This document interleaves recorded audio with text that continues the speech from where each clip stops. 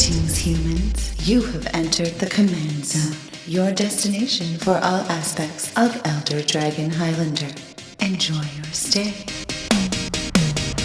She'll be coming back round the mountain, here she comes, here she comes. She'll be coming back round the mountain, here she comes, here she comes. She'll be coming back round the mountain, she'll be coming back round the mountain, she'll be coming back round the mountain, here she comes, here she comes. Woohoo! Nice job. I think we should acknowledge that we know that's not the actual words of the song, but it's the closest we could get to background in the lyrics. Exactly. What's up, everyone? You're watching / listening to the Command Zone podcast. I'm one of your hosts, Jimmy Wong. How's it? It's Josh Lee Kwai. Background time. Background breakdown time. Yeah, so Commander Legends Baldur's Gate, it is here. And we got a new partner variant, I think it's fair to call it, right? Yep, Commander Legends, the original one, had the original partners sort of with them. And now we've got new partners, except this is like a variant, and it's very similar to Friends Forever, if you remember that. I'd say if Partners and Friends Forever and Partner With like had a menage a trois and had a baby...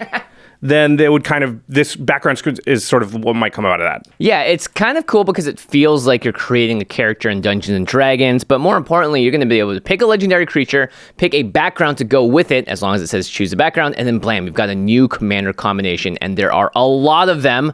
So we're going to be breaking down that today on the show, as well as talking about some of our favorite background combinations and what we might bring to the battlefield. Yeah, it's supposed to kind of harken to like D&D character creation, right? Like you choose your character, and then your character's not exactly like everybody else's character of the same class because you have different backgrounds and stats and stuff. Yeah, before we get into it though, if you want to get a hold of these background commanders or the backgrounds themselves or anything from Commander Legends Baldur's Gate or any magic card, basically ever, ChannelFireball.com/command. That's the place to go to get all of your magic products, singles, anything at all. You can order all the Commander Legends stuff. You can catch up on Strixhaven or anything else, Neon Dynasty in the past that maybe you haven't gotten your hands on yet. And Channel Fireball really is the best place with their marketplace to buy your magic cards, especially sealed product. I've found that they have really, really great prices on sealed products because on other services, there's a bunch of individuals that are selling singles. But on Channel Fireball's marketplace, it's all LGSs. It's all licensed businesses, which means they're usually in the WPN network with Wizards. They get good prices from distributors on sealed product, and then they're competing with each other. So if you're buying booster boxes, bundles, collectors, boosters, ChannelFireball.com/command is the place to go. Or you just enter promo code command at checkout. I always forget that part. Super simple. Well, yeah, you gotta forget it at the beginning or it's ironic because I forget to say it, but also I forget to input the. Yeah, okay. Nice and simple. Once you get those cards, once you get that sealed prog, you want to crack it open. You want to make sure that your foils and your cards and everything that you opened stays in pristine condition. So buy some UltraPro product. We're talking about sleeves, deck boxes, collectors boxes, every single thing that you need. UltraPro has made something to protect it or to put your cards into, packages on packages, containers on containers. Make sure you go to shop.ultrapro.com/command because they have a huge selection. I'm not kidding, a massive selection of stuff from Magic product all the way to their other franchises that they work with. If you want to get that playmat, if you want to get that tech box, and every single time a new set comes out, that's an entire new selection of products that's going to match the aesthetic that you want on your battlefield. That's our affiliate link, shop.ultrapro.com/command. Protect your cards. You need to do it. So why not do it with some of the best in the business? Yeah, and speaking of UltraPro, we have something kind of exciting. Our first merchandise drop of the year, the Kickstarter, just started. And it's for a brand new playmat, which we are calling Before the Storm. Jimmy, I'll let you hold it up since mine's covered. Ta-da! So you can see, so you can see the artwork here. I'm sure we're showing it on screen if you're watching it on YouTube. It's really, really cool wrestling art in a different style than we've kind of done before. Yeah, it's by the artist Fiona Shea, who is a Magic artist. She did a bunch of awesome stuff so far for Magic this year, like the year of the Ox promo and the year of the Rat Secret Lair. And so she brought her style to this. We're calling it Before the Storm, sort of that epic moment before things get even more epic. The quiet before the storm, the calm before the storm. And so it's on. Or before you storm off. Yeah. Oh, yeah, that's a good point.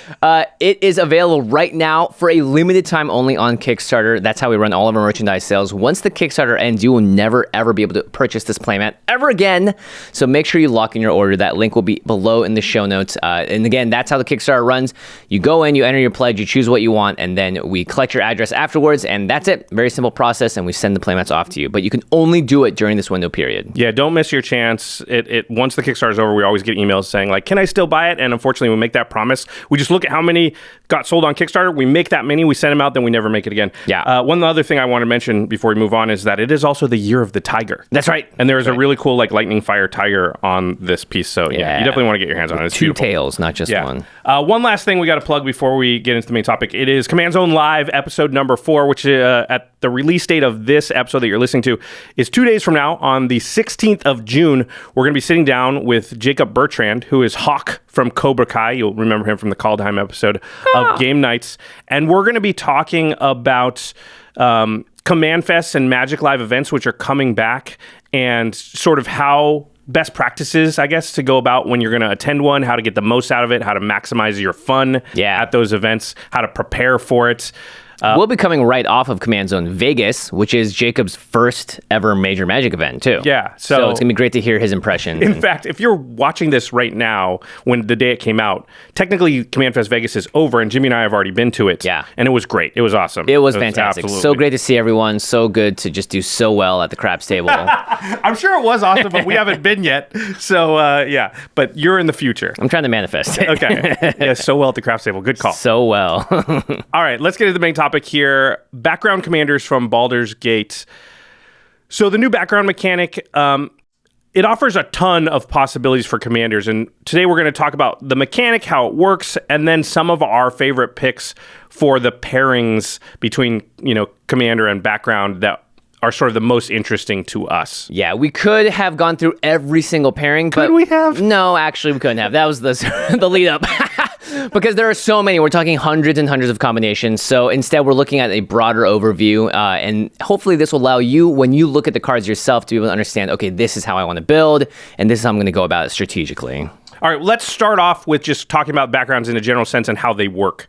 So similar to Friends Forever, backgrounds are a variant of the partner mechanic. It's sort of like a self-contained ecosystem. Mm-hmm. There are monocolored commanders from the set that have in their rules text the words choose a background, and then there are backgrounds, which are legendary enchantments, and you can kind of mix and match between those two. You cannot have two creatures that have choose a background. You have to have one creature, one enchantment. One says choose a background in it, one is a background. Yeah, and it says you can have a background as a second commander. So it's for the first time, it's not a creature that also lives in the command zone, but it is a creature and then a background, which is the enchantment. So they come together as a pair. They're all monocolored, so that means you're only going to be able to make 2 color pairs out of this, or a monocolor. Of course, you cannot pair a background with a creature, a legendary creature that does not say choose a background. Yes, thank goodness. Some people have asked that. Let's take an example here. Let's look at Jhar, Friend of the Forest, which is 2 and a green for a 2/3 legendary creature, human elf druid. It says tokens you control have tap, add a green. So all your tokens become mana dorks. And then it has choose a background. So you can pair Jhar with any of the backgrounds from the set.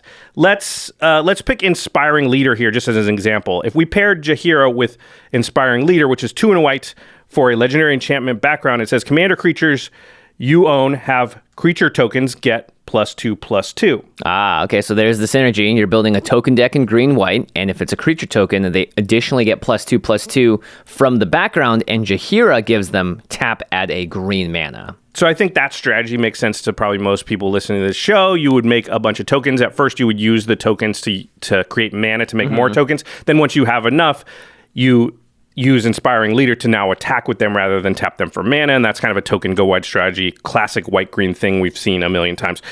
Now, let's say we took Jhar, but instead... No, we lose Jhar. No, we took Jhar, and instead we pair her with, let's say, Popular Entertainer. So instead of an Inspiring Leader, she's a Popular Entertainer. So Popular Entertainer is a different legendary enchantment background. This one is 1 and a red, and it says commander creatures you own have, whenever one or more creatures you control deal combat damage to a player, goad target creature that player controls. So goading makes that creature forced to attack, but not you their next turn. So now you're in a green-red, not green-white. You're still tokens because Jhar wants tokens to create mana. And then instead of pumping your tokens, you're now a goad deck where you're trying to get through, maybe go wide around their defenses and have some of your tokens connect and then goad their creatures. Let's say now instead you've got the card Folk Hero with Jhar. Folk Hero is 1 and a white for a background, and it says legendary creatures you own have Whenever you cast a spell that shares a creature type with this creature, draw a card. This ability triggers only once each turn. All right, and Jhar is a human elf druid, so that's 3 different creature types that you could cast something to draw a card. So I would think this deck will probably have less tokens and would be relying on Jhar more for her creature types. Yeah. Because if you have to cast creature spells that share a type, usually token creators don't necessarily have that. Maybe an elf that comes in and makes a couple elves when it enters, or when it dies or something. But this is going to be more of a tribally focused deck than maybe the Inspiring Leader deck is, or even the Popular Entertainer deck is. So I think you've still got Jhar in all 3 of those incarnations of the deck, but they're different. Some of them are different colors. Some of them are doing slightly different things, even though 2 of them are tokens.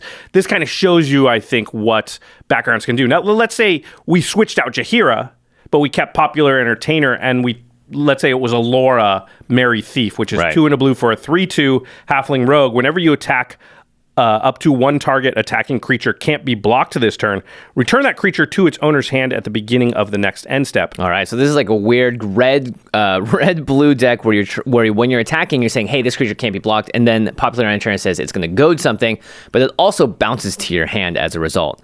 So maybe you're doing something in the unblockable world. Ninjas love to be bounced back to their hand so they can recast them again, although red and blue might not be the best ninja colors, but it allows you to say, oh, cool, I can see how this works together much more differently than Jhar, which is hitting them because you're swinging with 5 tokens.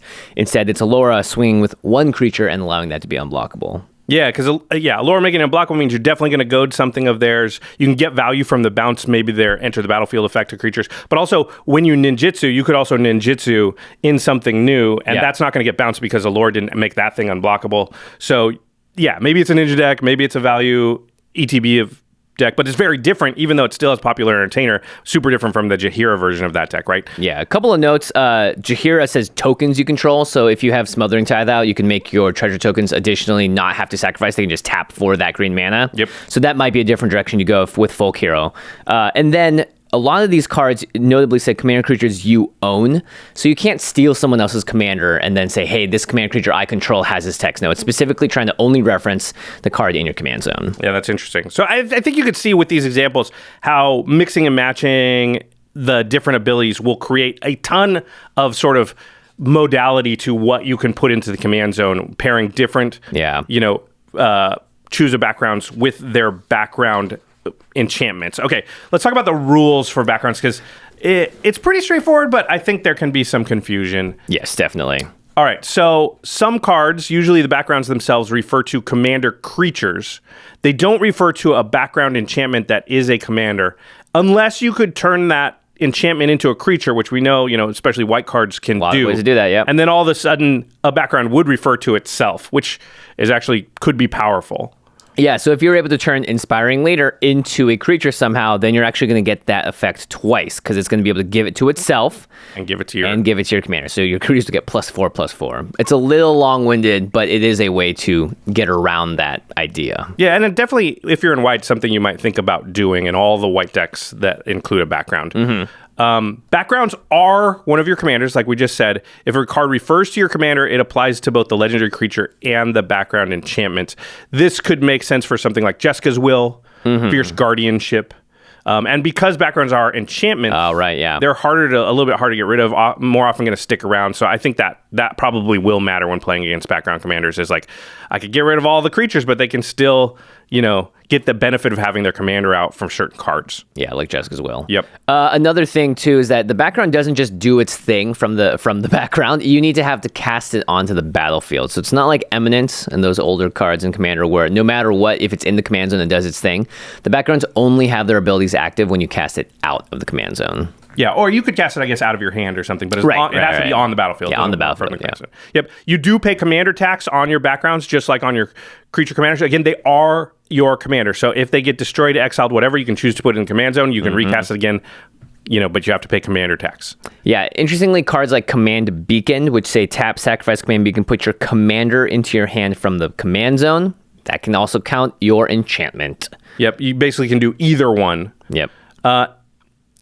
Cards like Command Tower, and I think we alluded to this earlier, basically backgrounds, they do change your color identity of your deck. So cards like Command Tower will see the color of your background and take that into account. So if you have Jhar and Popular Entertainer, Command Tower can tap for green or red. Yep. Cards like Fury Storm that say how many times you've cast your commander. Similar to the partner commanders, if you cast both of them, that counts as twice. Because again, it's casting your commander, even though it's not a creature. Yeah, if a card refers to how many times you've cast your commander this game, it will tally up the amount of times you've cast both of them combined. Yeah, so again, those cards are a little bit better in these decks in the same way that they're better in partner decks as well.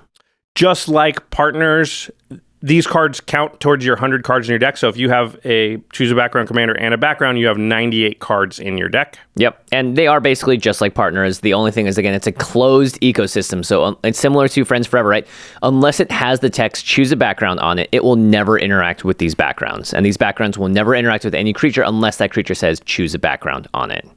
And then finally, you can play the backgrounds in any commander deck, and there are lots of backgrounds that have similar things to existing archetypes. That means you can put them in the 99 if they match the color identity. You do not have to put them in the command zone. Yeah, it's like, oh, it's a token deck. Maybe you're going to want to put this in there. But we'll talk a little bit more about that later and whether or not we think it's actually worth it, and slash if there are even any that are, super good, because some of them get a little worse when you have to draw it on turn 8 and you go, well, this isn't great. Basically, when they start in your command zone, the backgrounds, just think of them like partner commanders. I think that's the easiest way to go. In almost every way, they function the same way. They just happen to be an enchantment. Mm-hmm. So the question I think a lot of people are asking, and I thought at first, is like, why not just have these be partners? They did that last time for Commander Legends. Mm-hmm. Why create like a whole new mechanic? They already have Friends Forever. They could have these be Friends Forever. That'd be weird. I get that there's a flavor reason, obviously, for D&D and like your characters having backgrounds and being able to like make your character different. But now we have partner with also. So now they keep designing these partner variants. Yeah, and I think they do that for a reason. I think they recognize that partner was a bit of a mistake because it allowed for just too many things to happen, and that adding into it just makes it even more complex every time. It's not like, oh, we added one new partner card, cool, that's only going to affect 5 things. Like at this point, that's going to affect 1,000 different combinations or whatever it is, because the number, right, it's like in terms of math, there's just so many more combinations when you add just even one more thing to that. Yeah, I think there's 64, 65 partners. And if you added even one more partner, you'd have to try and figure out or predict how it interacts with the other 64 partners. Yeah. And you add 2, that's 65 for both. So that's 130 new combinations from 2 cards coming into the format. And so if you add 10, you can see it's exponential. Yeah, and it definitely was a risk, even what they did in Commander Legends. And that's why they had to limit it to like monocolored. Let's really make sure we're not letting people make these crazy 4-color decks again. So it makes sense to me that we're moving into this new version, which is like, all right, instead of letting everything play with everything, as fun as that may be, in terms of a mind experiment, it's kind of a nightmare when it comes to design, because it will hamper the ability for the cards to be even more powerful in a lot of ways. And so I think it's better that we do have the smaller ecosystems. Yeah, if it's an enclosed system, then all of a sudden it's a lot easier to sort of figure out what's broken, try and like make it manageable from a power level perspective. Yeah. And, not make any mistakes. So I think they were smart to do it. They're also kind of designing for draft in a way. Yeah, they have to make the draft work. Like this is supposed to be drafting Commander. Yeah, so there's a lot of factors coming into it. But in general, I think it's better that we have less complexity when it comes to all these pairings. Speaking of how many possible pairings there are 960 possible combinations. So there's still a lot, because there's 32 legendary creatures with choose a background, and there are 30 backgrounds. So each of those 32 creatures could be paired with any of the 30 backgrounds. Yeah. So 960 possible combinations is what we get, which I think is cool, because that is a lot of, there are partner combinations we have never seen and will never see. Like, not that nobody's made that deck, but like the chances that I, as an individual, I'd have to play 1,000 Commander games, and each one against a different combination before you even get to that point. And 1,000 games is a ton. So 960, there's going to be a lot of sort of ability to make a unique deck that nobody's ever seen before, because it's not that hard to come up with a background combination that just no one's tried. Yeah. Or you haven't seen, or, because we're not... On our channel, we normally cover like every single card and we talk about it, right? It's impossible with these. So we're not even going to scratch the surface. And I think all the content out there won't even scratch the surface of the 960 possibilities. Yeah, there's a lot that won't be great, but at the same time, there's a lot that will get better over time, because more cards will be printed that maybe fit into that archetype too. So I think that's one of the nice things about this is when you're looking through these cards at home, when you're going through the backgrounds and looking and sort of piecing it together in your head, really allow that to be your inspiration, because there's so many different things to do. You don't have to play the most obvious ones, like the ones we talked about at the beginning of the show. It's like, yeah, tokens go wide, that's there, but there's also like this bully mechanic where it's like, hey, if no one else has more life than that player, then you get an extra bonus. So that might play into your meta. There's all sorts of different combinations out there. So definitely just explore. All right, so having said that there's no way we can cover all 960 possibilities, what we decided to do here for the sort of back half of this episode is talk about our favorites. Yep. So Jimmy and I have each taken, I think, 3 of our combinations of backgrounds and creatures that sort of spoke to us, or we saw something cool, or we wanted to talk about. And we're going to kind of go through those quickly. We're not going to build the whole deck. Although one I will say is my Game Nights deck, which if you've watched Game Nights already, you will have seen it in action. And boy, does that thing go off. Yeah, it turned out to be pretty powerful. So yeah, okay, let's go through. Jimmy, why don't you go ahead and start? Yeah, so one of my, the first card that stood out to me when I was looking through them is Durnan of the Yawning Portal. So this is 3 and a green for a legendary creature, Human Warrior. That's a 3/3. It says, whenever Durnan attacks, look at the top 4 cards of your library. You may exile a creature card from among them, but the rest on the bottom of your library in any order. For as long as that card remains exiled, you may cast it. That spell has Undaunted. So this is an older mechanic. We haven't seen this in a while. And it says it costs 1 mana less to cast for each opponent. So if you have a spell that costs 3 mana discount, basically. 3 mana discount, yeah. If you have a 3 and a black card or 3 and a green card, it only costs 1 green to cast. And of course, Durnan says choose a background on it. So the card that I think paired up really well with this is Passionate Archaeologist, which is 1 and a red for a legendary enchantment background. Commander creatures you own have, whenever you cast a spell from exile, this creature deals damage equal to that spell's mana value to target opponent. Oh, and you get a discount on the mana value. Yeah, so boom. But the mana value is still higher when you cast it, so you get, you can cast a big spell for cheaper, hit someone for 5, 6, 7, 8, or whatever it is. Kind of like that Vile Smashery thing, where it's like, I want to cast big spells because this is going to do a lot of damage. I like this. Durnan quit his job at as bartender at the tavern to become an archaeologist, and he has now discovered some arcane secrets. Yeah. So there are a lot of ways to build this. I think a really fun way that you could do that I'm not going to talk about is like artifacts, because if you have an Undaunted artifact that costs 3 mana as a creature, it costs 0. Yeah. So and as an archaeologist, it kind of makes sense. Yep. But it's green-red, so I went for the big whammies. So this can become Timmy.deck because you get a discount on everything. Yeah, so imagine if Apex Devastator cost 5 green instead of 8 green. It's a 10/10 that just has Cascade on it 4 times. So that seems like the kind of thing that you'd want to do in a deck like this, which is just swing, check out this sweet creature, play it, and then just cascade massively throughout the rest of your deck. There's a bunch of actually great high CMC cards that do that. Annoyed Altasaur is one that does that just for 5 green. It's a common. And then Aurora Phoenix also does this as 4 red. But if you subtract 3 from each of these numbers, Aurora Phoenix is a 1 red 5/3 flyer that cascades. Wow.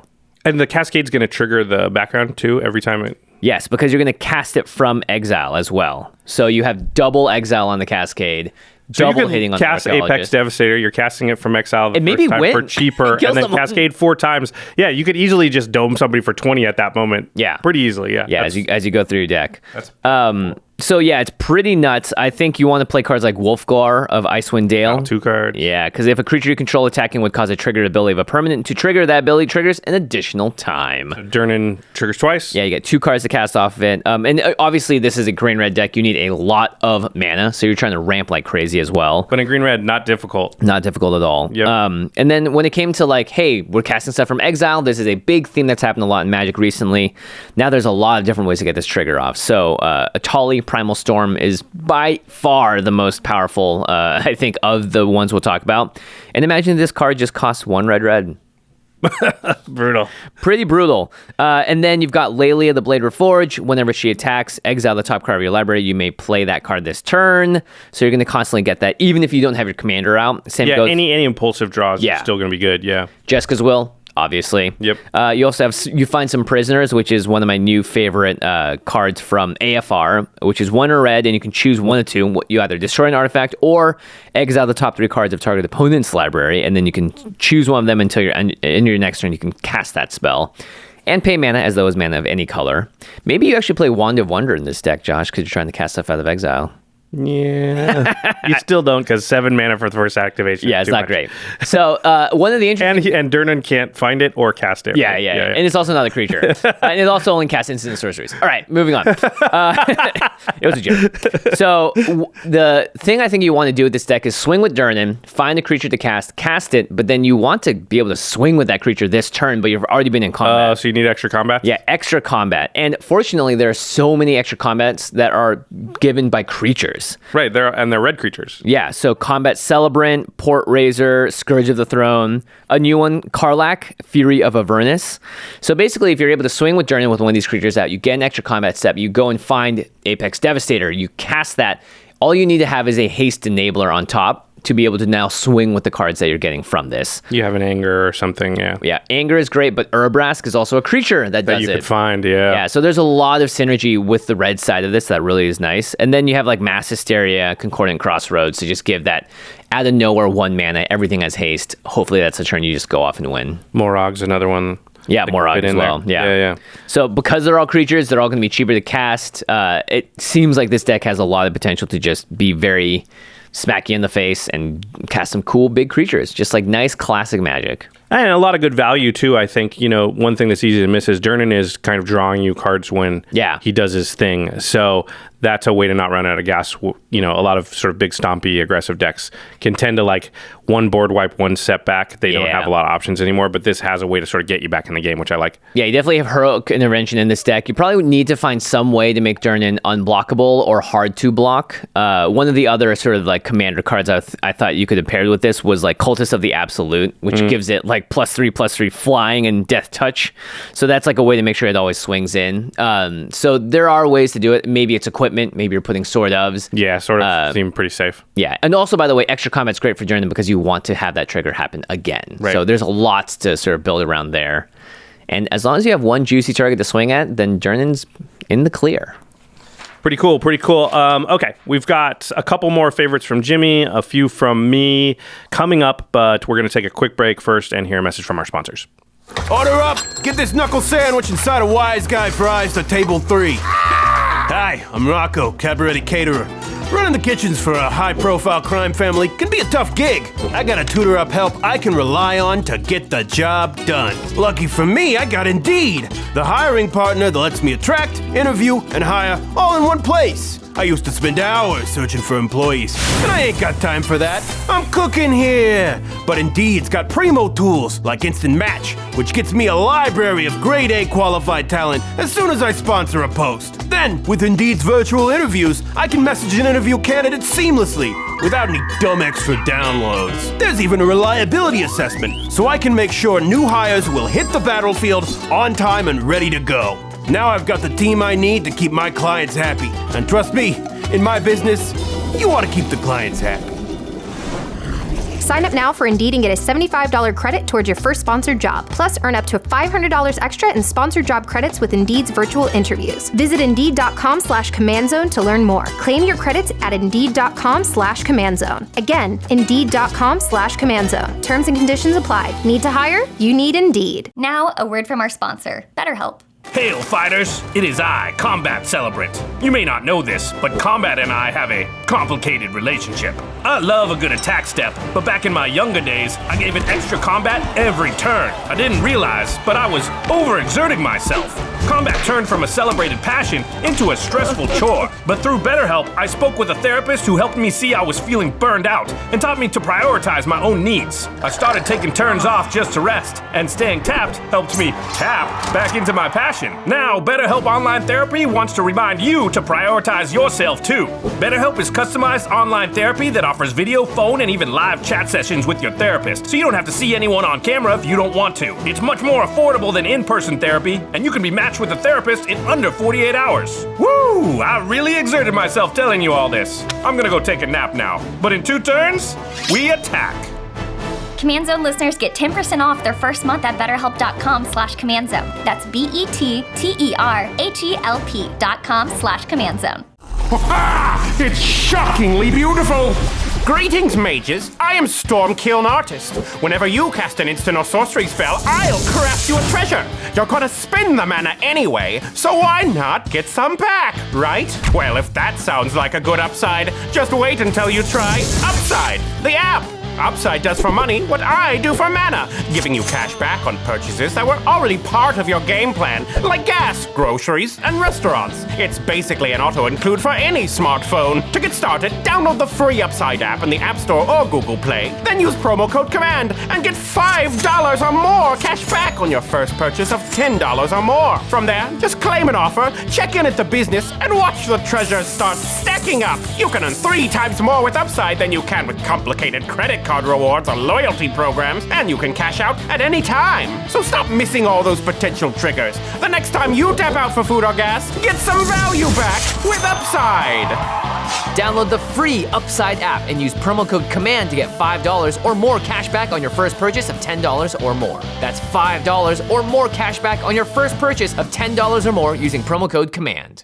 All right, we are back talking about the background commanders and pairings, and our favorites from the set. One of the best creatures ever printed in the history of Magic may have come in this set. And I think Graham probably agrees with you. Yeah, well, yeah, definitely. His name is Wilson, Refined Grizzly. I like how his name's Wilson. Wilson, 1 in a green for a 2/2 bear warrior. The spell can't be countered. It has Vigilance, Reach, and Trample. It also has Ward 2, so a little bit harder to cast something that targets it. And then, of course, choose a background. This is just, look at this card. It's look, amazing. A legendary bear that's actually a 2/2, and they were like, well, in order to make this commander playable, we have to throw every ability we can think of on here. Yeah, basically hexproof with Ward, and then Vigilance, Reach, and Trample, so this thing is suited up. So I was Except for in the power and toughness Except for in the power and toughness, yeah. So I was like, how can we fix that? Well, of course, you pair it with Cultist of the Absolute, which I just mentioned. It's black for a legendary enchantment background. Commander creatures you own get +3/+3 and have flying, death touch, and ward pay 3 life. So now it's got double ward on it. So it would have ward 2 plus pay 3 life? Yeah, no one's ever going to target this thing. Or if they do, they're going to really dislike what happens. But Cultist of the Absolute has a downside also. Yeah, it says at the beginning of your upkeep, sacrifice a creature. So if you're going to go this route, I think it's Voltron is the main thing because you're swinging with a 5/5 flying death touch. Trample, Vigilance, Reach, life, Trample, yeah, Bear. Reach, has Reach, yeah. Yeah, Reach, not so... Ward not so 2 and Ward pay 3 life. Yeah. So it's like sacrifice token Voltron. So I think the goal is to get like kind of like a black-green aristocrats type deck with a value engine, and then your commander is just going to hit them a punch in the air and just continually speed that process up. So there's tons of great creatures in green and black that will give you an extra body to sacrifice. Callous Blood Mage is one of my new favorite cards from Strixhaven. 2 in the black for a 2/1. When it enters the battlefield, choose one. You either create a 1/1 black and green pest creature token with when this creature dies, you gain 1 life, or you draw a card and you lose a life, or you exile target player's graveyard. So no matter what stage you are in the game, this is just an incredibly good value spell for you. And then you have great removal spells like Pest Infestation. Strixhaven just had a lot of pest creators, and these are just excellent tokens to sacrifice to the downside on Cultist of the Absolute. Ophiomancer, just an all-star in this deck. Every turn, Every single turn. It provides it for you. Yeah, and then if you have other sack outlets, you can just keep sacking the snake until you get back to your upkeep. Izoni, Thousand-Eyed, similar thing. Same with like Beladros Witherbloom. This might be a little high-end, but once this card gets out, you're in the green. Creates a 1/1 on everybody's upkeep? Yeah, every single person's upkeep. Yeah. And then you also get to pay 10 life and untap all lands you control. Oh, right. Oh, yeah, I remember. Just no big deal. No big. Woe Strider is a card that Murph and I were gushing about earlier in the set review. When it enters the battlefield, you create a 0/1 white goat creature token, and then you can also sack another creature to scry 1. So it's very similar to Viscera Seer. And of course, you can escape it from your graveyard. Protean Hulk seems very good in this deck because you're just trying to pull out your Blood Artist, Zulaport Cutthroat, and a bunch of other 1-drops and 2-drops. And your Protean Hulk, when you sacrifice it, either from the background or just in general, you're going to get pretty much your entire combo pieces on the board and can just keep them there. Protean Hulk is good. Yeah, very good. Used to be banned. And then like Endrick Star, there's just tons of token creators. So you can kind of go the full token route. And then just pairing that up with some sack outlets and aristocrats and then the bear smacking them in the air. Yeah, you're probably going to want those cards that kind of pay you off for things dying, right? Yeah, and then, of course, because you have tokens, you can play like Tend the Pest, Village Rites, Plumb the Forbidden, Deadly Dispute, and draw a ton of cards from them, get all that value. So you're going to have a great engine going, and hopefully churn you through your deck. Wilson's just smacking someone every single turn. They have to worry about it. And the best part about Cultist of the Absolute is you get this whole combo out for 3 mana. Yeah. So 3 mana, you have a 5/5 hitting people in the air as a commander. That's like very, very powerful, I think. Yeah, Cultist of the Absolute, I was immediately drawn to it because it's only the 1 mana. Yeah. And also remember, if they kill your commander, then you don't have to sacrifice the creatures anymore. It gives your commander that ability. So that's easy to sort of miss and think that it's a little bit worse than it is. Because at first I was reading it and I was like, well, what if they kill my commander? I'm still sacking creatures. This sucks. But you don't actually have to do that. So Wilson only costs 4 to cast the next time. So it's easy to just start going again, right? Yeah. And if it doesn't happen, then you're aristocratsing them out. Yeah. Which I've heard still works pretty good. Yeah. Honestly, that's probably the way you kill most of the players. Maybe you get one with Wilson. Yeah, I think Wilson, if anything, is just chipping everyone down so that it's possible to win with aristocrats. Because if it's like aristocrats, everyone take 1. All right, go to 39. It's like, oh gosh, we're in. Well, yeah, but aristocrats is almost always like, I sack 3 creatures, everybody else has to sack things, and then at some point I get to the point where I'm sacking 10 things at a time or infinite things and everybody dies. Yeah. Yep. Wilson's just there to give a friendly hand or a paw, I suppose. Friendly? Yeah, very friendly. He's refined. He's a refined paw. Hey there. So I wanted to make... So your next favorite pairing is also with Wilson. Also with Wilson, that's right. So this is with Wilson and a card called Raised by Giants. Yep. Which is just absolutely hilarious to me. So Raised by Giants is 5 and a green for a legendary enchantment background. It says commander creatures you own have base power and toughness 10/10 and are giants in addition to their other types. So that's right, everyone. Wilson does have trample natively. Yeah. So now you're going to make Wilson into a wonderful 10/10 Vigilance, Reach, Trample, Ward 2. So the question now becomes, okay, what can we do with this to try and just destroy people? Well, he's a 10/10 at this point, so you want to double the power. Gets you right up to that commander damage line, and you only have to add a little bit of stuff on top of that. So Unnatural Growth, 1 green, green, green, green. At the beginning of each combat, double the power and toughness of each creature you control until end of turn. So not just Wilson, but anything else you happen to have on the board. God Eternal Ronus doubles the power of each other creature you control when it enters the battlefield. Nylea's Colossus does that on enchantments.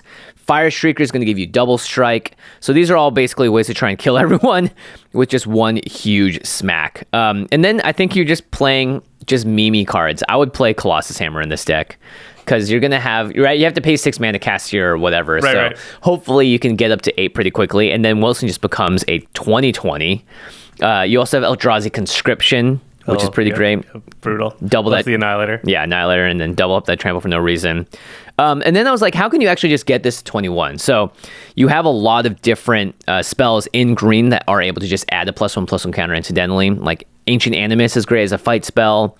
Biogenic Upgrade, Forgotten Ancient. These are all ways to just sort of pile in counters on your card. And even look, because you have Unnatural Growth, and even if you don't cast your make it a 10/10, if you just Raised by Giants.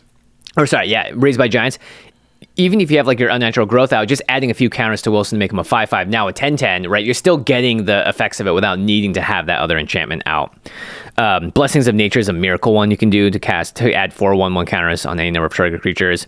And I also think you want to play like Witch's Clinic, because it's 2 tap it, target commander gains lifelink until end of turn. Might as well just, So you're just going to and you're in a 2-color deck, so you're not too out of it. I mean, one nice thing I'll say about like Raised by Giants, and it kind of applies to Cultists of the Absolute, but it's 1 mana, so you don't care as much. Yeah. Is that these are not auras, so they don't attach to the creature. So when you kill when they inevitably like kill the bear, you pay it for 4, but it's still a 10/10 because they probably didn't also destroy the Raised by Giants. Yeah. It's a lot harder for them to get rid of both things. Yeah, and I think that's kind of an upside of the backgrounds is they didn't make them auras. It might, Well, that would be really bad if they made them auras, I think. Yeah, I mean, I think it must have had to be a consideration just from a power level perspective of you start with 2 cards in your command zone and there's a bunch of reasons. But yeah, they decided not to. So one of the upsides you can sort of exploit as a player is it's daunting to have to pay 6 for your Raised by Giants. Or is it 6 or 5? Whatever it is. 6, yeah. It's a lot, but the fact that it will apply to your commander as it dies and goes back, unless they specifically also remove the Raised by Giants. Is definitely an upside. Yeah. And then when I was looking at Nelia's Colossus, I was like, this is interesting. What if you could cast more enchantments? And I thought, hey, actually, there is an Enchantress build that may be able to make this a really efficient deck. So if you're going the Enchantress route, you're going to play all of the ones that are in green. So you got Argothian Enchantress, Eidolon of Blossoms, Setessan Champion, Enchantress's Presence. And then you have the ability to really buff up Wilson in different ways that aren't just Raised by Giants. You have Boar Umbra, which protects it as well. Fight Rigging, a new spell from New Capenna that has Hideaway 5, 2 in a green. At the beginning of combat on your turn, put a +1/+1 counter on target creature you control. Then if you control a creature with power 7 or greater, seems like you're going to do that in this deck, you may play the exiled card without paying its mana cost. So it kind of becomes, card draw. Yeah, and then you got, I've never seen this card before, but Predatory Hunger, green enchantment aura. Whenever an opponent casts a creature spell, put a +1/+1 counter on enchanted creature. So this seems like in the right meta, it's kind of like a Mana Gorger Hydra type thing. It's just going to make it a really, really big card really fast. And then Mark of Sakiko, it's another card I found. 1 in the green for an enchantment aura. Whenever this creature deals combat damage to a player, add that much green mana. Until end of turn, you don't lose this mana as steps and phases end. Good. So now, this is like Dreamland now. You got a 10/10 swinging, you hit them for 8, you add 8 extra mana. You're going to be able to do a lot with that. I don't know if there's that much Dreamland. Because I wouldn't, let's say I'm staring at you and you've got your commander. And you'd be staring at the commander then, Josh, not me. Yeah, and you've got 6 mana. I know what you're going to do next turn. And it's like, it's got trample. I can block it. It's not going to kill me. You know what I mean? I'm willing to take 8. The next turn's the scary turn when it's like, okay, that 10 could turn into 20 or whatever. Yeah, and if you have one of those other cards out, that I'm also staring at that's going to double its whatever. But like 6 mana just commander, I'm probably willing to take a hit from that thing. So yeah, I think the play pattern is play Wilson, and then between Wilson and Raised by Giants, you're adding +1/+1 counters to them. You're getting equipment on them, or playing one of the double spells. And then when you play Raised by Giants, you just have the ability to kill someone right then. And yeah, they're going to see that coming though, so be careful because it's not like they can't see Raised by Giants in your command zone. It's a giant. They better be able to see it. I mean, when I see my commander is going to have 10 power, I think Infect. And Trample. So I'm not a bad person, Josh. Grafted Exoskeleton seems like a pretty good one. Or yeah. That's going to give Infect because then you don't have to get to 21. You just have to smack them once and maybe give it a 2 or 3 power bump, and Triumph of the Hordes would still do it. Yeah, there's a lot of cards in green as well that are just pure infecty, so that seems like a good way to go, especially if you're going to play those one-off pump spells. Yeah, I think it could work because if it's a 10/10 trample and you make it a 13/13 trample infect, well, that's gonna get rid of a lot of players. Blight Steel. Yeah, finally. That's cool. That seems fun. That's 2 very Jimmy decks in there. The very Timmy Jimmy, old Timmy Jimmy, which is this one and the red green one from earlier. Durnan, yeah, very cool, fun stuff. All right, what you got, Josh? So I was similar. You kind of looked at Wilson and were like, there's 2 directions, 2 different backgrounds that I might go, and I kind of looked at the background haunted one and it really appealed to me for whatever reason, and I thought, there's 2 different directions that I could think of going that might be cool with Haunted One. So let me read Haunted One really quickly. Got a lot of value. It is 2 and a black for a legendary enchantment background. Commander creatures you own have, whenever this creature becomes tapped, it and other creatures you control that share a creature type with it get +2/+0 and gain Undying until end of turn. And Undying is when a creature with Undying dies. If it had no +1/+1 counters on it, return it to the battlefield under its owner's control with a +1/+1 counter on it. So Undying, it dies, it comes back, it's a little bit bigger, but most importantly, the +1/+1 counter kind of indicates it's already used its Undying, and it, technically you couldn't just keep sacking it over and over because the second time it dies, it does have a +1/+1 counter, and so Undying won't bring it back. Also, Haunted One's interesting because it gives the ability when your commander becomes tapped. So the Undying wouldn't stick around on the creature that died and came back anyway because it didn't see the original time. I see. Okay. Commander. So there's a lot of intricacies, but of course there's tapping involved here, which I like. There's value from recurring creatures, which I like. Undying is very powerful here. Yeah. So those are the 2 sort of directions that this card is pulling you, leaning into the Undying, Graveyard Recursion, Aristocrat style stuff, and then the untapping shenanigans for Mass Pump. Because if you had a commander that you could tap and untap like 3 times, you're going to get +6/+0 on all the creatures that share a creature type with it. So you can kind of either design your deck around that or design your deck to sort of take advantage of the recursion and then at some point flip over to, and now I'm going to tap my, then I have 5 or 6 creatures. Yeah. I'm going to tap my commander 17 times and give everything 30, plus 30 power or whatever. Yeah. So, the first commander I sort of looked at the bunch and thought this could work well with is Jhar, Friend of the Forest, who we talked about earlier. This is the 2/3 for 3 mana. It's green, but it's a human elf druid, and it says tokens you control have tap and add a green. So this could be sort of token tribal, and the goal would be to exploit the Undying to either get creatures that make tokens when they die or enter the battlefield. Oh, so you're going to get that trigger again. Yeah, exactly. So they either enter the battlefield, make a token, then you sack them, and they come back with Undying, and you make tokens again. Or they enter the battlefield, and you sack them, and they make tokens, and then they Undying, and then you sack it again. And sometimes you don't even care if, they don't come back the second time. You just get their leaves or dies trigger twice. Yeah. Notably, they also have to share a creature type with Jhar, but Jhar is a human elf druid, so that's 3 potential hits. And human and elf have to be the most common creature types. Especially. Yeah, I guess zombie maybe would be the third, but druid also is no slouch. So Deep Forest Hermit is a druid and an elf. Oh man, this card is so good in this deck. Yeah, it makes 4 squirrels when it enters the battlefield. So imagine cast Deep Forest Hermit, get the 4 squirrels, tap Jhar somehow, sacrifice Deep Forest Hermit, comes back, makes 4 more squirrels. And they're all +1/+1, so that's 8 squirrels that are 2/2s. I even think stuff like Doom Dissenter, which is 1 in a black for a 1/1, but when it dies, you create a 2/2 black zombie creature token. Remember, the tokens that you create do not have to share the creature type necessarily. Right. I mean, you want them to for the pump from Jhar, but also like just getting a lot of creatures will go far, and you're probably still going to play, your Craterhoof variant, whatever it is, Triumph of the Hordes, Beastmaster Ascension, something like that. Pathbreaker. Yeah. Well, also the tokens they become mana dorks. Yeah. So there's even more synergy there. Yeah. So then maybe like Zathrid Necromancer, which whenever a human you control dies, you can create a 2/2. So now you got Doom Dissenter, Zathrid Necromancer out. You sack the Doom Dissenter, you make a zombie and 2 zombies because of Zathrid Necromancer. Then Doom Dissenter comes back, you sack again, make 2 more. Then you sack Zathrid Necromancer, you make 1. Collar of the Claw is a really good one. It's 2 and a green for a 2/2 with flash. When it enters the battlefield, you make a 2/2 bear. For each non-token creature put into your graveyard from the battlefield this turn. Oh, you sack your entire board and then flash this thing in? Sack your entire board, sack it again. Yeah. Flash this thing in. It's seen everything die twice. It's going to make that many. Then you sack the Collar of the Claw. It comes back and makes that many tokens twice. This is the kind of thing you could do at instant speed too. Yeah. So you could just look, like even if you just have Doom Dissenter, Zathrid Necromancer out with your background and everything, you have to be able to get Jhar tapped. We'll deal with that in a second. That would be Doom Dissenter, make 2 tokens. Yep. Comes back, do it again, make 4 tokens. Zathrid Necromancer, sack it, make a 2/2. Sack it again, make a 6 token. Collar of the Claw comes out, have seen 4 creatures go to the battlefield, make 4. Yep. Sack it, now it comes back and it's seen 5 creatures go, make 5 more. So what is that, 11, 15?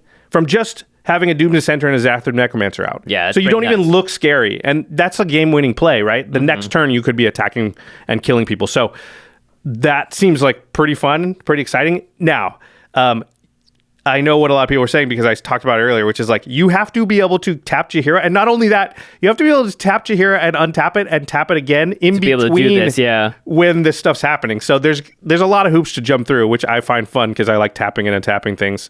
Vehicles are the best way to get your creature tapped. Yeah. Right, so that you don't have to attack because Jhar is not very big. So Smuggler's Copter is a good one. Mobile Garrison's really good. Yeah. Because it both taps and untaps her. Yeah, I play this card in my Magda deck for this very reason. So it's a 3/4 vehicle for 3, but when it attacks, you can untap target creature you control and has crew 2. So you crew it with Jhar, that taps her, get your Undying, your +2/+0. Attack with Mobile Garrison, that untaps her, and then you tap her again right away to crew the Mobile Garrison. Yeah. After a vehicle's been crewed, you can re-crew it, notably. So even though it's already a thing, you can activate the crew ability and then tap a creature down to do that. So that's pretty neat. And you can overcrew too, so you could always crew for 6 or 8 if you want. Yeah. Cryptic Gateway is another cool way to get tapped because it's also got tribal synergies. So, 5 mana, tap 2 untapped creatures you control. You may put a creature card from your hand into the battlefield on the battlefield that shares a creature type with each creature tapped this way. And that's all that you're doing in this deck. Yeah, so you've got tribal synergies already. That's really good. Then the untapping, this is interesting. Think Umbral Mantle's decent. It's got an untap ability, so you equip it, and then you pay 3 to untap the creature, and it gets +2/+0 until end of turn. Yep. So for 3 mana, you can always untap Jhar, which is kind of steep, but you're in green, you'll probably be able to make a bunch of mana. The really cool one is Thornbite Staff. Yeah, this is the busted one. Yeah, so you get Thornbite Staff. Unfortunately, not a shaman, but you're just going to be willing to pay the total. Thornbite Staff says equipped creature has pay 2, tap this creature, deal 1 damage to target creature or player, and then whenever a creature is put into a graveyard from play, untap this creature. Notably, those are separate lines of text. Yeah, so you're sacking your creatures. So every time you sack the creature, trigger goes on the stack. It untaps Jhar, and now you're in a pretty good loop if you have Mobile Garrison or Smuggler's Copter or something where you just tap it crew, sack a creature again, it untaps Jhar, tap it crew, and this whole time you're growing things, and like that's one of those ways that you could potentially tap and untap Jhar like 10 plus times. Yeah. Yeah, if you had Concordant Crossroads or some way to give things haste, that could be a game-winning turn, or just, like I said, Collar of the Claw, do this on your turn. And then, of course, the last section here is how to exploit the Undying part of Jhar. And I don't think this deck is focused as much on that, but it can have some pieces. So Undying, by the way, if it has a +1/+1 counter, it cannot get Undying again. So if you try and sacrifice it with Undying, it's like, well, sorry, it can't come back. So you have to find ways to get rid of that counter. One way to get rid of a +1/+1 counter is to add a -1/-1 counter to something. What happens is what happens is you don't have. So if you're a creature and you have a +1/+1 counter and a card adds a -1 counter to it, you don't get both counters. They just negate each other, and now there's no +1/+1 counter there. Yep. So Devoted Druid, which is a card I think we talk about a lot, it's just kind of inherently broken. It has a bunch of combo potential. It's not as broken in this deck because, again, the Undying, you have to tap Jhar, you have to get into that tap loop. But still, if Devoted Druid, if you can tap it 3 times, the third time, whenever you tap it, it taps for mana and it gets a -1/-1 counter to untap it. Untap it, yeah. So you tap it, you put a -1/-1 counter on it, untap it, tap it, -1/-1 counter, untap it. And then it will die, by the way. It will die, yeah. But if it has Undying... Yes, so this is what you have to have haste or something on it, but this is a way for you to, like, ostensibly infinite mana if you can infinitely tap Jhar whenever you want. If you had like Thornbite Staff or something, it would work. So add the mana, it dies with Undying, comes back with a +1/+1 counter on it. The first time you untap it, you get rid of the -1 counter. Do it again, dies. Now it comes back because it doesn't have +1/+1 counters anymore. You just have to give it Undying each time. Yep. With Jhar, yeah. So that is pretty cool. Bane Whip Punisher's a pretty cool one for just infinite sacrifices. Yeah. So it's 2 in a black for a 2/2, but when it enters the battlefield, you can put a -1/-1 counter on target creature. Ooh. So worst case scenario, not worst case, but good case scenario. Good case scenario if you had like an altar of Dementia or an altar of whatever. And again, you have to be able to tap Jhar in between all of these, but Thornbite Staff or something would let you do it. You sack Bane Whip Punisher, it comes back with Undying, but you choose itself as to put the -1/-1 counter on, and now it's just even. It also has the ability to pay a black, sack it, and destroy target creature with a 1/1 counter on it. So it is also a removal spell. So even if you're not doing this sort of combo-y part of it, you could always figure this out. This card was so good in Limited. Yeah, so good. It's nuts, yeah. Yawgmoth. Ooh. Really, really good, because you already want to sack creatures. Now you sack creatures. You pay life to sack creatures and put -1/-1 counters on things and draw cards. And then, in this case, you're putting the -1 counter on your stuff to take off the +1/+1 counter, so you can now sack it with Undying. So this is a way to be like, play Yawgmoth, sack this, comes back with Undying, put a -1 counter on something that I already sacked that had Undying, sack that, it comes back with Undying, put the -1 counter on the other thing that I played, and just, go down the line, draw all the cards. Yep, as long as you're able to untap and tap Jhar, that is where the real combo starts. Yawgmoth seems really good in this deck, though. Cauldron of Souls is really good with Undying because it gives persist to everything. So what you get to do is kind of choose. You go, okay, everything's got Undying because I got Jhar tapped. So I sack it all. It comes all back with +1/+1 counters. Now I activate Cauldron of Souls and I sack it all. And now it comes back with persist. Actually, you do that in the other order, I guess, so it's bigger when they come back. Whatever. Right. Either way, you say, oh, this second time I'm giving it persist. So now I can sack all my stuff 3 times. Right. Because, one persist. Oh, no, sorry, 4 times. Because now that it's got the -1 counter on it, I can sack it again to the Undying. Oh, that's right. And it comes back with a plus. Yeah. So persist says if it comes back with a -1/-1 counter if it didn't have one. Yeah. Right. Yeah. So it's the inverse of Undying, which is -1 counter instead of +1 counter. But because you can kind of, now when it dies, add a -1, but not a +1, so it'll go Undying. You can, if you could untap Cauldron of Souls, you could do that. Your opponents will be very happy to hear you try and explain all of this to them every turn as you're doing it. Retribution of the Ancients, I think, is a really good card in this deck.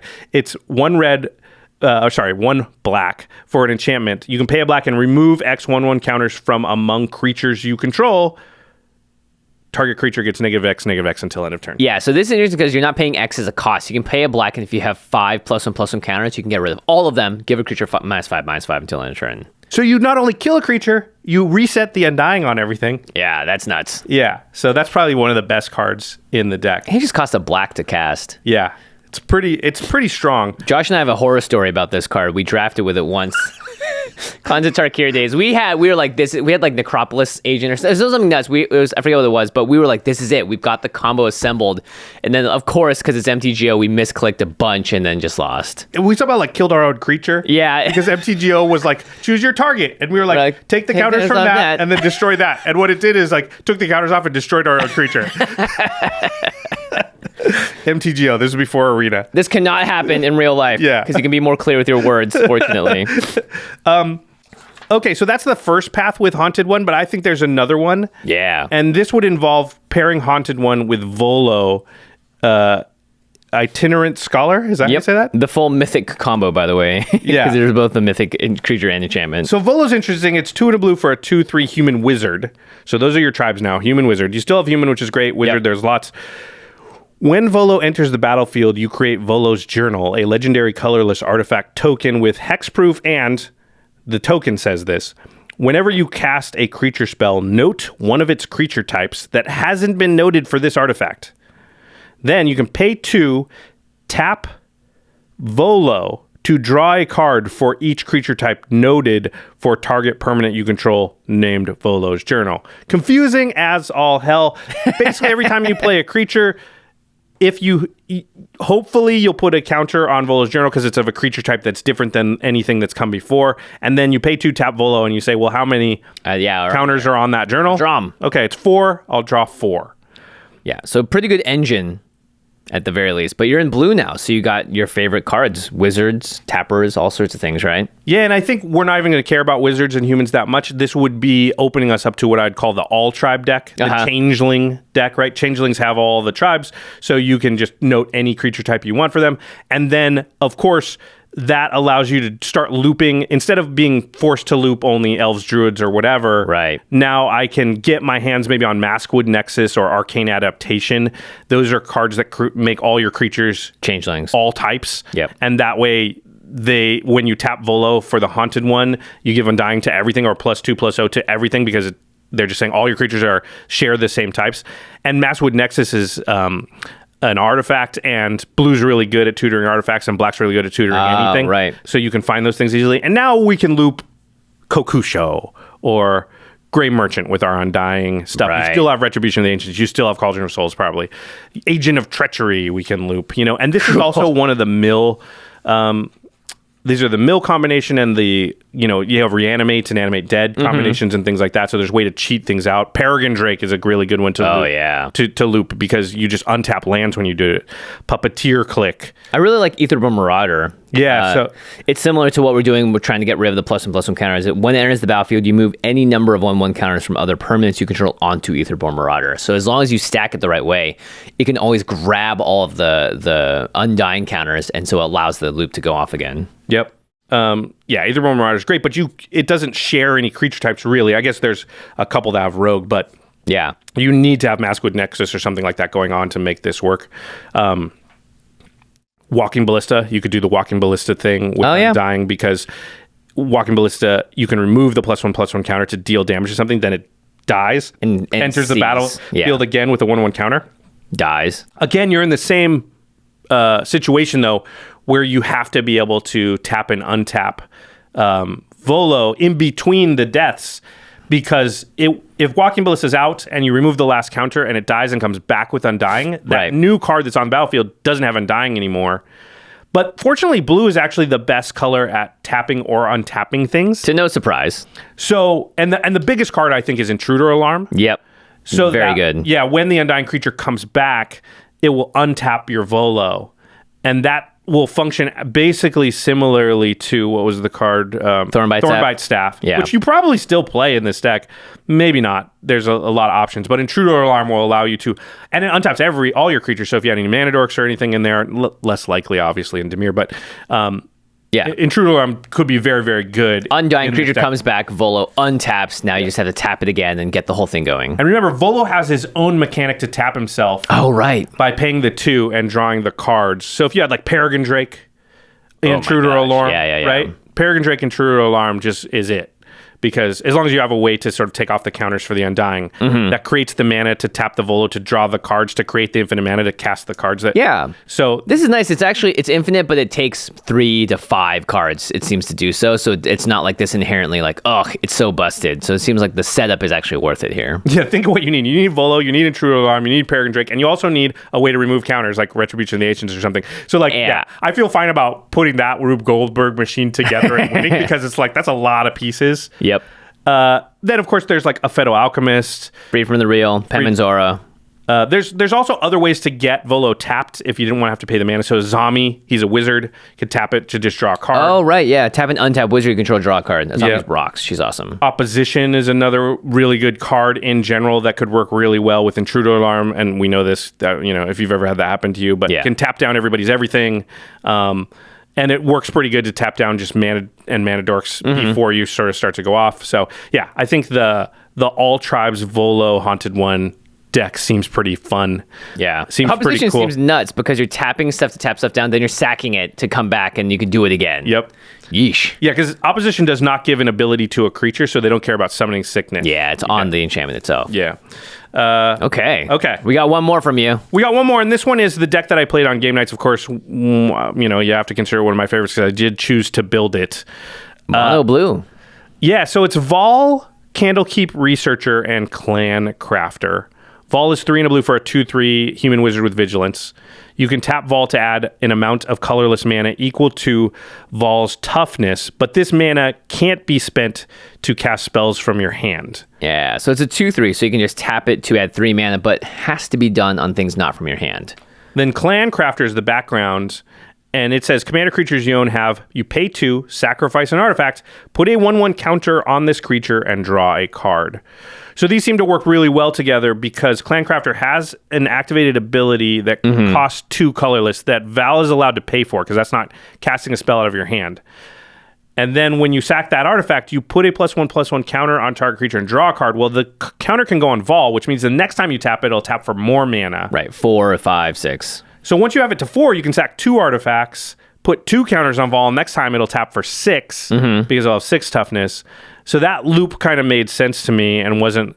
One thing I'll say, and I'm sure you feel this way too, Jimmy, is that like when we are building the decks for game nights, there is no information about any of the cards yet online. Right. The world doesn't know about them. And so you're trying to build this deck, and I feel a lot of pressure to like obviously build a good version of the deck to show to people on the show because 1 million people are going to watch the game. And you don't want to make a deck that misses on some really key combos or something. Yeah, like on this game nights, spoiler alert for game nights. If you haven't watched it, you should stop right now, go watch it, you can come back. Jimmy's your deck had trouble in that game, right? He got mana screwed. Yeah, and that's happened to all of us. It's happened to me a few times. And, it feels bad in those situations because you really want to show your deck to the world. Yeah. So this, here I am, I'm looking through the backgrounds, and because nobody had chosen a background commander, and I was like, we have to do one. So I was like, okay, trying to put together these things. I thought about the Haunted One stuff, but it seems really like likely to like misfire. Right. And then that's like a more of a... Or just win by infinite, and that's not as exciting, I think, either. So, and that's, that's the kind of deck that, like, I would like to build the Haunted One Volo deck myself, tune it over time, get to play it a bunch of times. Yeah, you need to know how to pilot that thing, too. Yeah, misfires, no big deal, because it was just a game we were playing for fun, and then I'm like, oh, I should add this card, take this out. Yeah. Vol made sense, that loop of like, hey, all I need is artifacts, and this will do its thing, right? Like, if I have enough artifacts out, I can Clancrafter, draw more cards, create more mana, find a way to win. Activate some abilities. Yeah, so let's talk about the sort of subject headings for Vol, which is the first one is mana filtering. If you filter the 3 mana from Vol through something, then on the other side of that, you could use it to cast spells out of your hand. So, for example, Basalt Monolith. Yep, great example. So there's a 3-mana artifact. You can tap it to add 3, but it doesn't untap. You have to pay 3 mana to untap Basalt Monolith. Well, hey, Val can do that. Yeah, so all you do is pay the 3 to untap the Basalt Monolith, and then pay the 3 from Basalt Monolith now to cast a spell out of your hand. Yeah, you're turning Vol's 3 mana can't be used to cast spells from your hand into an artifact that can then tap for that. It can be a little awkward because if Vol can tap for only 5 mana, then you go Basalt Monolith. I got 2 floating. Tap it, get 3 that I can use to cast spells. Yeah, now you have these 2 separate mana pools to deal with. Yeah, and sometimes you're like, oh, tap a land, add the 2 floating and the 1 land. Yeah. Untap, but now it's colorless. Doubling Cube's another way to kind of use this mana into something that can be used. So Doubling Cube will unrestrict the mana. There's lands that do this, Cascading Cataracts. Yep. This is a pretty cool one. Just 5 mana to tap it to add 5 mana to any combination of colors to your mana pool. So you take 2 of your lands, you take Vol, you tap the Cascading Cataracts, you get 5 mana on the other end in any combination of colors that's usable for anything. And in this deck, as you saw in Game Nights, you actually need a lot of blue. So if you can tap a land and have it add 5 blue, that's actually a really big game. Yep. Treasure Vault is a pretty cool one. Oh, yeah. It's a colorless land that taps for colorless, or you can pay XX and tap and sack the Treasure Vault and create X treasure tokens. Right, so if Vol is at like 6 mana, you can tap it and you can just create 3 treasures. Yeah, but probably going to be a lot more in the end game when you end up actually using the Treasure Vault. Yeah, and again, you saw this on the Game Nights episode. It's not uncommon for Vol to be tapping for, and you'd have 40 mana available for it through a Doubling Cube into a Treasure Vault. And again, like Jimmy said, you want blue. So on the other end, you're like, I create 50 treasure tokens. That's worth stacking your land for. Then, of course, it's an artifact deck, so we do want to do the Artifact-Ocrats things. Mere Retriever, Scrap Trawler, just all those artifacts that get artifacts back from your graveyard so you can replay them, resack them. Yeah, I like this them. next one, which is because you can't cast spells out of your hand, find other ways to get spells cast. So the Reality Chip is one that allows you to play cards from the top of your library. Same with Mystic Forge. Yeah, that's not casting out of your hand, so Val can use that. And those are also artifacts. Right. That can be sacked to Clancrafter if you need to. So I like that, like dual usage. Foretell is also not, when you foretell the thing, it's not casting out of your hand. Oh, right, you're paying 2 and you're exiling it. Yeah. So. Interesting. And actually, when you cast it out of Foretell, you're not casting out of your hand either. Right. So I really like Depart the Realm. And I actually think this card's generally underrated, but good in Val, which is 1 in a blue, return target non-land permanent to its owner's hand. So it's kind of Chain of Vapors for 1 extra mana. But then you can foretell it for 2, and then pay 1 blue to cast it out of Foretell. And one thing I've found is you foretell a card and you're in blue, they'll usually assume that it is Mystic Reflection or one of those other cards. Yeah. Or what's the one that gets all your stuff back if it died? The white one, if you're in white. So you can really play a card that will be useful to you because, everybody, you play Chain of Vapors and stuff like that. Oh, bouncing something is really great. Especially non-land permanent, right? Any permanent type can just stop a combo. But they also have to play around a card that you didn't actually play. Right. Yeah, it's interesting. Ravenform is also a pretty good one because it's 1 blue on the other end. So again, you're paying Val, the 2 from Val to foretell it, and then later you're getting the card for cheaper. So it's kind of working that way. Yep. Flashback, another way to cast things that aren't casting them out of hand, so you can use Val's mana for it. Oh, right. Like if you're going to Snapcaster out something, then you're going to pay for that spell from Flashback because it's coming from your graveyard, not your hand. Yeah, Echo of Aeons is a really good one because this is a deck that's going to sort of fill its graveyard up by sacking stuff and doing things and shuffling them back in and kind of getting that train rolling again could be nice. So Flashback's helpful. Very good. You can also pay activated abilities on cards like Cycling. So Nimble Obstructionist, Shark Typhoon are also ways for Val to just pump a bunch of mana into something. Right, because you're not casting them, you're cycling them. Yeah. Channel's the same thing, right? So Otawara, Soaring City. I got it on the 3rd try. It channels for 3 in the blue, technically 2 in the blue if you have your Val out, but that is, again, something it can pay for. Yep. So that is another bounce spell that Val can cast, Yep. quote unquote. Madness doesn't count as casting the spell from your hand because you discard it first, goes into exile.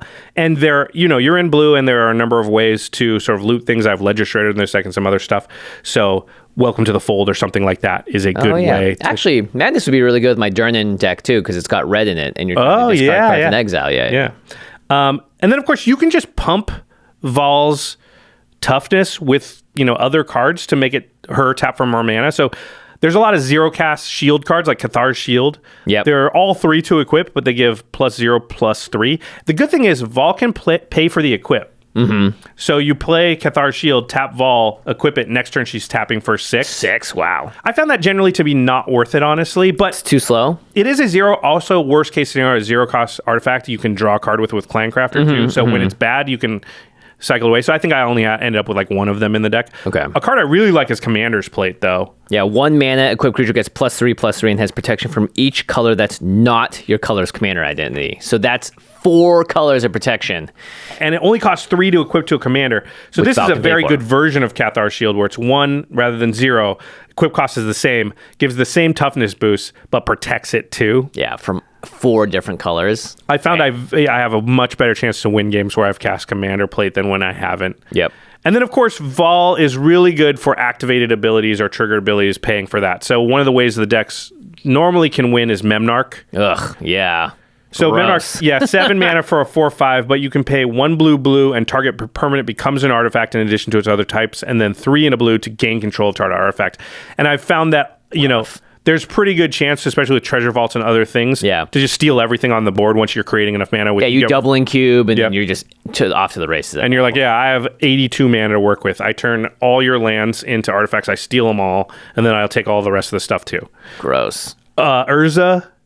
This is not a Winter Orb Urza deck, but Urza it's interesting because Urza's really good in the deck because you have a lot of artifacts. You may as well tap them for mana, and they create blue mana, but also that activated ability.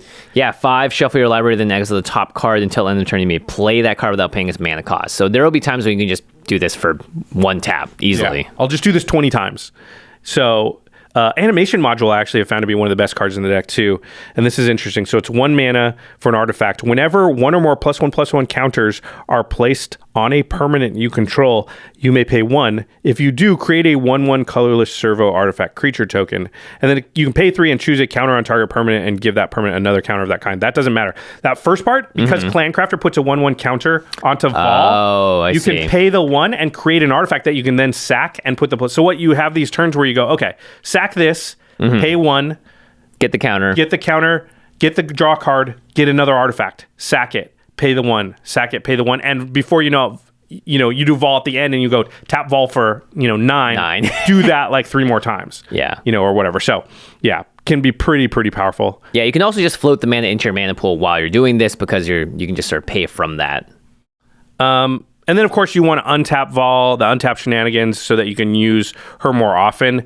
And once Vol can tap for 10, it's pretty crazy to just even untap her 1 time. So 1,000-Year Elixir, Minamo, School at Water's Edge is really so good. Yeah. And then there's a new card from Baldur's Gate, which is called Patriarch's Seal. 3 mana, tap to add 1 mana of any color. But pay 1, untap, and then untap target legendary creature you control. Yeah. So similar to Minamo, but colorless and only on creatures. And pretty good. Like 3 mana rocks, we don't generally like them, but the fact that hey, I can use it for mana, and then eventually I use it on Vol to make tons of mana. Right. And then, of course, the sort of best card in the deck is Staff of Domination, which is just very easy to go infinite if that's what you want. It wins the game. With Vol, as long as Vol's tapping for, 6? Yeah. You just tap and untap Vol infinite times to create infinite mana. It's all restricted mana, but then you draw all your deck with Staff of Domination. All you got to do is get a Basalt Monolith or something out, and then good enough. Yeah, that's how you win the game.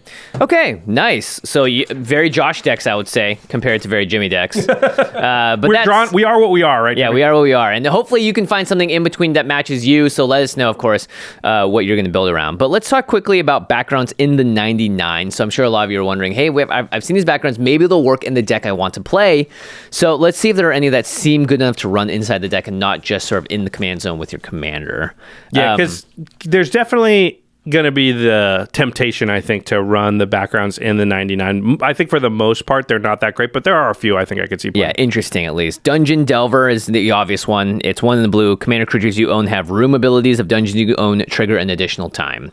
If you're playing a dungeon deck, you need all the help you can get, so I could definitely see Dungeon Delver just being in the 99 of like Sephiroth or whatever it is. Yeah, it's only 2 mana. Yeah. So that's pretty efficient. And most dungeon decks are their commanders helping with the dungeon part, so you need the commander out. So that makes sense. Yeah. I like Candlekeep Sage. It's 2 in the blue. Commander creatures you own have when this creature enters or leaves the battlefield, draw a card. So in Brago, if you play Candlekeep Sage and have Brago out, if Brago flickers himself out and back in, you're going to draw 2 cards off of that. So I could see that being in a deck where you're playing your ephemerates or doing whatever it is. But if your commander isn't trying to flicker itself, then this is not good. Yeah, I don't think it's efficient enough. And what we found when we did our stats, what was a couple years ago now, was that you actually don't recast your commanders that often. Yeah, so it has to be a heavy flicker deck, and specifically the commander being flickered. Yeah, even like a Rogue Rock deck, I don't know if I had blue, I would play this because you're just unlikely to cast the Rogue Rock for the 3rd time. And 2 and a blue draw 1 card, not that great. I guess if you have partners, though, so maybe Rogue Rock paired with something else low CMC, because you cast both, maybe you get 3 total cards out of this. Rogue I think Rock, 3 mana Yoshimaru. for 3 cards, I would play it at that point. Folk Hero. 1 in a white, we talked about this earlier. Whenever you cast a spell that shares a creature type with this creature, your commander, draw a card. This ability triggers only once each turn. Yeah. If you have partners or you're in just a dedicated tribal deck, this could go in the 99. Yeah, it's once each turn, which kind of sucks, but you could draw 3, 4 cards off it, maybe. It's only 2 mana, so I think if you draw 2 cards, you're happy. Yeah, notably, everything we talked about here is 2 or 3 mana, so the more it costs, I think also we were like, ugh. Next up is Guild Artisan. 1 in a red. Commander creatures you own have whenever this creature attacks a player. If no opponent has more life than that player, you create 2 treasure tokens. So this is, in a mono red deck, this is technically ramp. Yeah. I think you have to have, again, commander that you know is going to be able to and want to attack. Yeah. But if you get, 6 treasure tokens off this total, I think you're pretty happy. Yeah, and this also works later on in the game. You can cast this for 2 and get that mana back. It is specific that you have to attack a creature or an opponent that has no more life. Sorry, if no opponent has more life than that player. So which is somebody who's weird. either has the most life or is tied for the most life. Yeah. And then the last one is Shameless Charlatan. This was just, I don't know if this works in any deck because it seems bad, but also good at the same time. 1 in the blue, commander creatures you own have 2 in the blue. This creature becomes a copy of another target creature. So you can turn your commander into a clone of something else. However, it will never be able to transform back into itself. It doesn't. It keeps the ability, but when your commander transforms into something else, it no longer can go, oh, wait, I'm going to become my commander again. Oh, right, because it can't see itself. It can't see itself, unless someone else has your commander on the battlefield. So I don't know what deck this goes in, but if you do have a deck that wants to be copying things and doesn't care if the commander's ability is not there, right? It could be a hidden commander deck or something. What decks are those? I don't know. Maybe your Chromat deck could run Shameless Charlatan because you just want to change Chromat into something else. Who knows? Sure. But because I could see similarities to Mirage Mirror. I wish it said non-land permanent. Right. Because then it would be way better. Because I would often be like, permanent. Yeah, I'll take a Great Henge. Yeah, exactly. I would often want to turn my commander into that, but yeah, I don't know. Usually your deck's built around your commander and you don't want to change it into something else. Yeah, at least you can do another target creature. It's not a one in opponent control, so you okay, could do it on your own. Yeah, so there is something there. I just don't know what it is. I just want to say be cautious because remember that these cards only work if your commander is also on the battlefield. Yep. You cannot put this on another creature you control or something. So I'd say for most decks, I wouldn't consider putting any backgrounds in there. Doesn't seem to be worth it. But if you find something interesting, let us know. All right.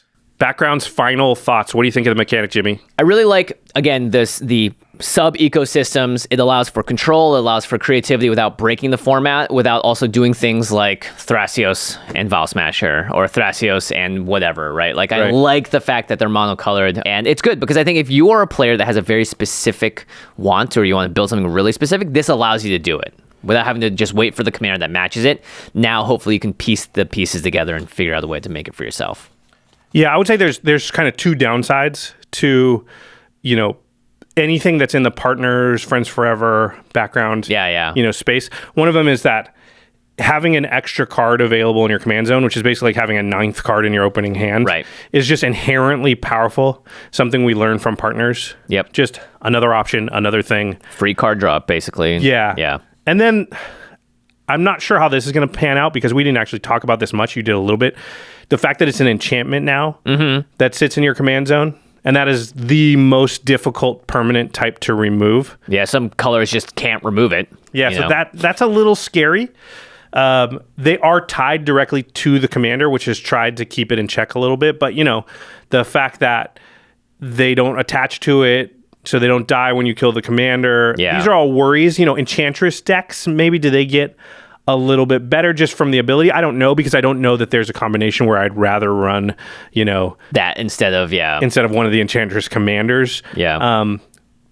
So I don't know. That's just, I think, the worries and the downside. The upsides, I think, is, like you said, lots and lots of opportunities for new, customizable, unique deck builds. Super unique. I'm really interested, because when I looked through it, I was just looking for the ones that made sense. Yeah. But I can't wait for the players that go and find the combos that don't make sense and then try to do something really interesting from that. Yeah, if you're in this sort of hipstery, like Murph likes to build decks that are not like anybody else has. Yeah, Jordan wants to make a Volo deck with Folk Hero, which doesn't seem like it would make sense. But I think with Changelings and stuff, it totally would. Yeah. But yeah, I think there's a lot of space here that's not going to be explored. Partners are like that too. I think there's a lot of partner combinations just nobody's ever really tried. And by nobody, I mean like nobody we're aware of or that you've ever seen, because they're so off the beaten path. Not very common, yeah. Yeah, so I think that's an upside. And I do think that it seems like the design team was very careful with these. Mm-hmm. They were aware of, I think, the problems, and they made these narrow. Like, think of Haunted One. It only applies to creatures that also share a creature type with it. And then they were like, well, giving it on Undying is actually scary, so let's just say it until only end of turn. You know what I mean? Like, they were careful. They're all monocolored, like you said. So yeah, they spend a lot of time, you can tell, designing them to make sure they don't get busted out the gate. Yeah, it's good. They're pretty narrow. But there's always, with this many combinations, there's always the chance that there's just something that was overlooked. So yeah.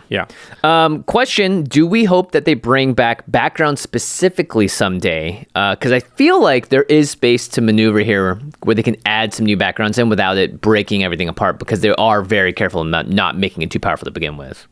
Yeah, we did one more round of partners, and partners are even more possibility, because every partner you add can work with every other partner. So let's say they did another batch of 30 backgrounds and 30 creatures. Choose a background. Yeah. Creatures. I think if they stuck to monocolored, there'll be a lot of temptation to go to like dual colored or something to make it different. Oh my gosh. But that seems very scary. Yeah, very scary. Then I think you could probably do one more batch.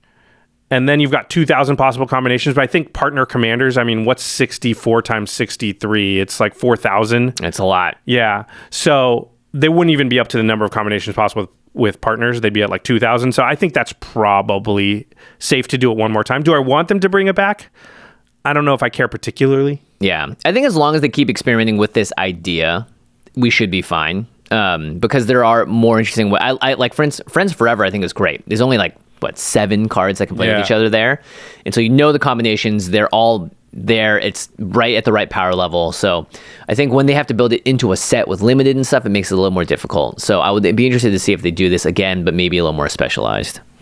All right, that's going to wrap up our discussion, our breakdown of the backgrounds. To the listeners, what new background pairing are you the most excited to build? What sweet tech do you have for our community? We were only able to cover 3 of each of our favorites. It took like an hour and a half. Yeah. There are 954 combinations remaining. If you can fill in some of those gaps about your cool ideas for some kind of background pairing, we'd love to hear it. Yeah, and of course, if you want to just pick up those backgrounds cards, there's also special versions like they did with the other Commander Legends set. So you can get the best looking cards in the world at ChannelFireball.com/command. They have an amazing marketplace. You're shopping from local game stores around the country. You're supporting them in this time when, we need to bring love back to our local game stores. And they're also going to give you the best price, great customer service. They're WPN certified stores. So they know what they're doing. They know how to grade their cards and how to ship them out to you, the buyer. So again, customer always comes first. ChannelFireball.com/command, or just enter promo code command at checkout. You're going to buy those cards anyway. Help us out while you do it. And then when you get those cards, you want to keep them in the best pristine condition. Bing. Jimmy and I trust UltraPro products for our own collections. All my decks are in Eclipse sleeves. They're all in UltraPro deck boxes. I only play on UltraPro playmats. UltraPro makes awesome dice. I pretty much only have UltraPro dice now. Yeah, they make wall scrolls to put into your game room. UltraPro really has you covered. Shop.ultrapro.com/command is our affiliate link. One thing, we haven't had an affiliate link for very long, and one big advantage of it is that if a Magic product comes out, it goes into all the LGSs and you know it's there. But UltraPro doesn't have that same distribution pipeline, and they also sometimes, I don't know, if you want the Rakdos sleeves, they might just be sold out at your LGS. That happens all the time. So being able to go directly to the source with our affiliate link, again, shop.ultrapro.com/command, does allow you to find stuff that were maybe hard to find in the past. And if you build a commander and it's like Volo or something and you want that playmat, you really want that playmat, but if it's hard to find, that can be a little bit frustrating. So yeah, shop.ultrapro.com/command. And they have great sales all the time. No joke. You might find they something have inventory there that they're just like, listen, we want to get this out of here, right? Because it's a little bit old or whatever. And that's often stuff that you're like, yeah, I want that stuff at that price or whatever. I picked up a bunch of stuff at just straight up 50% off. And I was like, wow, this is such a good deal. So if you're looking to build out the collection or even to start organizing your cards, UltraPro's got you covered. And then one last plug for our Kickstarter for our brand new playmat. It is called Before the Storm. It's definitely not bland. It's but it is brand. Before the Storm. Beautiful artwork. It is the Year of the Tiger, so it's themed around that. Yes, pick it up now. Fiona Shea is the artist. She did an incredible job with this. It's different than our other playmats do. Yeah. We're typically at the end of a war with skulls lying around or dragons destroying a building. This one is much more serene and calm, but it still has that really sort of epic quality to it. And it pops right off the playmat. UltraPro made it. So you have to check out the Kickstarter right now. It's only going to be going for a limited time. When it's over, you will never, ever, ever, ever be able to buy this again. We're not kidding. All right. It's been a little bit of a long episode, but we're still going to do an end step because something kind of exciting has come out that we want to talk about. Our good buddy, friend of the show, Game Night, Post Malone, came out with his new album called 12 Carat Toothache. I don't know about you, Jimmy. I've basically had it on repeat like the entire weekend. Yeah, me too. And it's been, for him, it's been so long working on this album too. I know that he's been doing it, like 4 years now? Almost 4 years, I think, yeah. So it's an incredible accomplishment. The album itself is great. There are so many songs on it that are, of an entire range of his career, it almost feels like. And every song has a lot of heart to it too, which is always something you can expect from Posty. Yeah, that's the thing I love about it the most. It's like super honest and it's super like inside his head. You can hear his journey, his struggle with all kinds of things. Like he obviously struggles with the fame and what that's done to his life, which I find pretty interesting. I mean, obviously we know him, so some of those themes maybe come out a little bit more. But I think it's maybe not what you would expect from him, and I think a lot of people get the wrong idea about what his music sounds like just by looking at him. Yeah, or they hear one song and they're like, "That's it." But no, he has an incredible range, and he's such a musician to that degree that every one of his songs you can feel the musicianship coming through too. Yeah, you can really feel that he spent a long time on this album, and I think he wanted to create something that was like true and he's not just trying to create hits or anything like that. Like he's telling stuff from his heart. He's telling his perspective and his story. And I. And you wrote a song about this. It's called "I Like You." Oh man, that song's gonna be such a huge hit. That's the one like real poppy song that's like super catchy. You can sing along with it by the end. Doja Cat's on it. Yeah, it's a really good song. I really like the Q Lemon Tree, which is Lemon Tree is definitely not going to be a hit because it's not like a poppy catchy song, but I really like it. Yeah. What's your favorite track? I think Lemon Tree is one of my favorite tracks. Yeah, because it's just. Every time I listen to it, I'm like surprised by it. Each time I'm like, oh, there's a section I didn't really hear that last time that I like that a lot. Wow. Yeah, you really get to hear inside of his head a little bit and relate to it. Yeah. Yeah. 12 Carat Toothache. You can stream it everywhere. You can also buy physical copies. But yeah, support Posty. And even if you just listen and watch a couple of music videos, see if it's for you. There's Apple Music, Spotify, you can find it everywhere. I mean, yeah. If you haven't heard about it, you must be under a rock because he's everywhere lately. Yeah. You must be under a 12 carat rock. If you're lucky. All right. Big thanks to our amazing team here at the Command Zone. Damon Lenz, Shauna Gillis, Arthur Meadowcroft, Ashlyn Rose, Lady Danger, Manson Lung, Craig Blanchett, Josh Murphy, Jake Boss, Patrick Nan, Jordan Pridgeon, Sam Waldo, Gaurav Galati, Truck Tide, Jamie Block, Mitch Trafford, and Evan Limburger. Special thanks, Jeffrey Palmer. He does the living card animations that start our show on our YouTube channel. You can also find them online on Twitter at livingcardsmtg. All right, everybody. Thanks for watching. And go build some background commanders. Yeah, let us know about them. Bye-bye. Peace.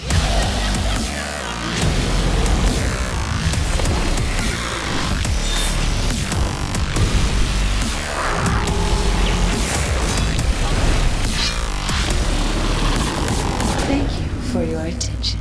For further inquiries, send an email to commandcast@rocketjump.com or ask us on Twitter @JFWong and @JoshLeeQuai. See you later, alligator. Greetings, humans.